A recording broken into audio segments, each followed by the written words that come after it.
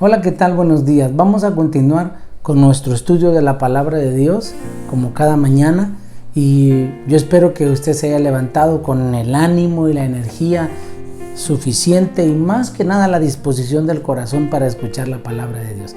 Vamos a ir a Deuteronomio capítulo 21 y vamos a leer del versículo 15 al 23.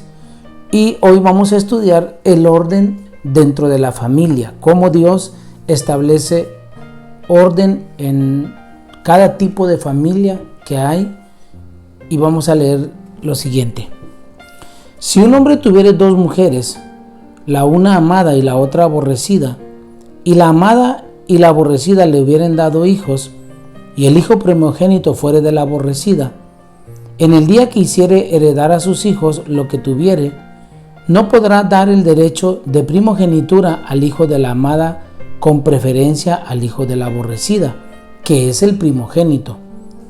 Mas al hijo de la aborrecida reconocerá como primogénito, para darle el doble de lo que le correspondiere a cada uno de los demás, porque él es el primogénito de su vigor, y suyo es el derecho de la primogenitura. Si alguno tuviera un hijo contumaz y rebelde, que no obedeciera a la voz de su padre ni a la voz de su madre, y habiéndole castigado no les obedeciere, entonces lo tomarán su padre y su madre y lo sacarán ante los ancianos de su ciudad y a la puerta del lugar donde viva. Y dirán a los ancianos de la ciudad: este nuestro hijo es contumaz y rebelde, no obedece a nuestra voz, es glotón y borracho. Entonces todos los hombres de la ciudad lo apedrearán y morirá. Así quitarás el mal de en medio de ti, y todo Israel oirá y temerá. Si alguno hubiere cometido algún crimen digno de muerte, y lo hicieres morir, y lo colgares en un madero, no dejarás que su cuerpo pase la noche sobre el madero. Sin falta lo enterrarás el mismo día, porque maldito por Dios es el colgado, y no contaminarás tu tierra que Jehová tu Dios te da por heredad. Ok, son tres casos diferentes. Vamos a ver el primero. El primero dice que si un hombre tiene dos mujeres y ama a una y a la otra no, pero con las dos tiene hijos, y resulta que a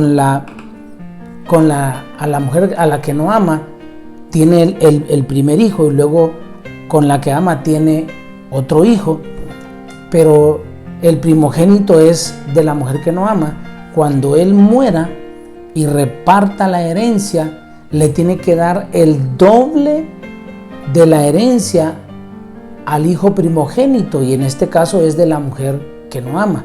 Puede decirse de la mujer fuera de matrimonio, pero ese es el primogénito.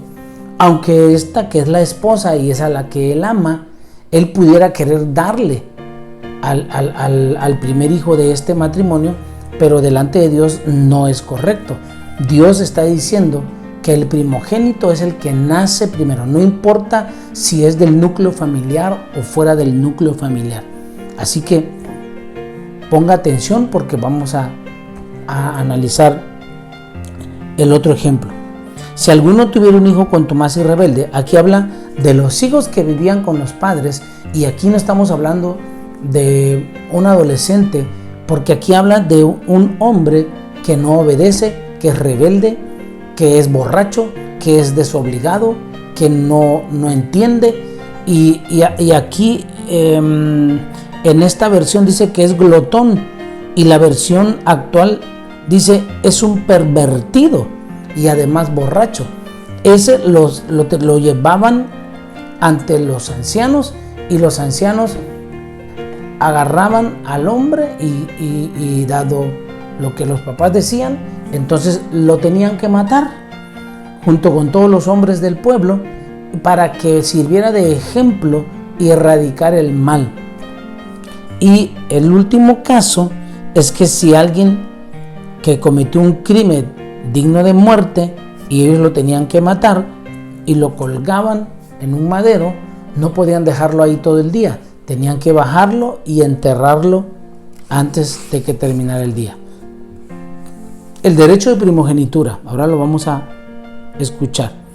Lo que Dios estableció como justo y equitativo prima sobre nuestros sentimientos personales. O sea, independientemente de lo que usted piense o sienta, Dios ya estableció un principio. El derecho de la primogenitura era un gran privilegio que se le daba al primer varón nacido en la familia. Si un hombre tenía 2 esposas y ambas daban a luz a un hijo varón, el padre podía favorecer al hijo de la que amaba, aunque no fuera el primero. Sin embargo, la ley ordenaba que, independientemente de los sentimientos del hombre, el primogénito debía ser el primer hijo varón nacido en la familia.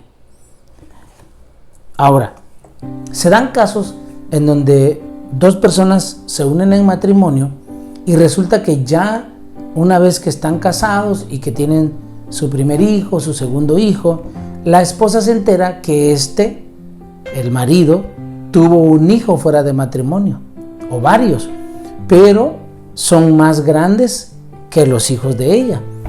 Entonces eso indica que antes de haberse casado con ella ya tenía hijos. ¿Cómo aplica entonces en la actualidad esto? Esto aplica que Dios le da la primogenitura al hijo fuera de matrimonio. Obviamente esto no le gusta a las esposas, pues dicen, no, ¿cómo si mis hijos son los hijos en matrimonio? Sí, pero delante de Dios el otro nació primero. Y ahí es donde vienen los problemas, porque las esposas no quieren que los esposos tengan que ver con los otros hijos. Pero realmente, bajo común acuerdo, el esposo puede y no debe desentenderse de los hijos. Si bien es cierto, siempre la esposa va a tener dudas, sospecha, celos, porque detrás del hijo que está del otro lado está la mamá, que en algún momento tuvo que ver con el marido, con su marido de esta que está casada. Entonces, por eso mismo vienen los problemas y la duda y la incertidumbre. Pero yo creo que aquí tiene que ver integridad de parte del hombre para que pueda dar confianza al corazón de su esposa con la que ahora está y a la que ama, de que pudiera ayudar económicamente, moralmente, porque es su deber, al hijo fuera de matrimonio sin tener nada que ver con la esposa. Ese es el punto principal. El problema es que muchos hombres no quieren aceptarlo y quieren seguir teniendo contacto con la otra mujer por el hijo, pero eso les va a generar problemas de este lado también. O sea que es una dinámica bien compleja, pero que bajo común acuerdo y con la ayuda de Dios puede hacerse de manera correcta, siempre y cuando respetando el núcleo familiar que ya tiene y ayudando al hijo o a los hijos que tuvo fuera de matrimonio, porque ellos son víctimas de la circunstancia, ellos no son culpables de nada y Dios es justo. Por eso Dios, sabiendo que el hijo que nace fuera de matrimonio y es el primogénito, es víctima, le da la primogenitura. Dios nos ha adoptado como sus hijos espirituales pese a ser viles pecadores, gracias a los méritos de Jesucristo, su primogénito. Está Romanos 8:29. Si por gracia hemos sido llamados hijos del Altísimo, debemos comportarnos como es digno del llamamiento, es decir, con justicia y rectitud. Amén. Dios nos adoptó a nosotros como hijos cuando éramos pecadores. Las preguntas a meditar. ¿Quién gozaba del derecho de la primogenitura? Bueno, el pasaje nos dice que es el primer hijo, no importa si no era de la esposa o de la mujer que él amaba. ¿En qué cosa debo tener templanza y cuidarme para no atentar contra el orden establecido por Dios debido a mis emociones? Bueno, debo tener templanza para vivir en santidad, agradando a Dios y a nadie más. Hablando acerca de los hijos desobedientes y rebeldes. Desobedecer a los padres es rebelarse contra el orden establecido por Dios. En la época de Moisés, si alguien llegaba a tener un hijo desobediente y rebelde, sus padres lo llevaban a la puerta de la ciudad y lo entregaban a los ancianos. el hijo acusado de rebelarse contra sus padres era apedreado hasta la muerte por los hombres de la ciudad. Así castigaban a aquel que con su desobediencia había atentado contra el bienestar de su comunidad. Los padres que entregaban a sus hijos reflejaban a Dios Padre, quien tuvo que entregar a Jesús, su unigénito, para rescatar a los pecadores. Por el otro lado, si era colgado en un madero algún delincuente digno de muerte, lo tenían que enterrar el mismo día para no contaminar la tierra. Jesús es el Hijo de Dios, quien recibió la maldición y cargó con la cruz en nuestro lugar. Vea, yo creo que si hoy en día aplicáramos esto, muchos hijos ya hubieran estado muertos, ya los hubieran matado. Porque vaya que hay hijo rebelde, contumaz, borracho, bueno para nada. Pero realmente en la época de Moisés esta ley se aplicaba porque no era el hombre el que lo estaba diciendo, era Dios. Toda rebelión debía ser castigada. Las preguntas a meditar. ¿Cuál era el castigo para el hijo rebelde? La muerte, y una muerte a pedradas. ¿Cómo debo corregir a mis hijos para que no tomen como hábito la desobediencia? Bueno, hoy lo podemos hacer con amor, pero con firmeza a la vez. Oiga bien, tenemos que ser firmes cuando nosotros corrijamos a nuestros hijos. Si vamos a aplicarles un castigo o una reprensión, por ejemplo, si usted le dice un mes no vas a ver tele, un mes no va a ver tele.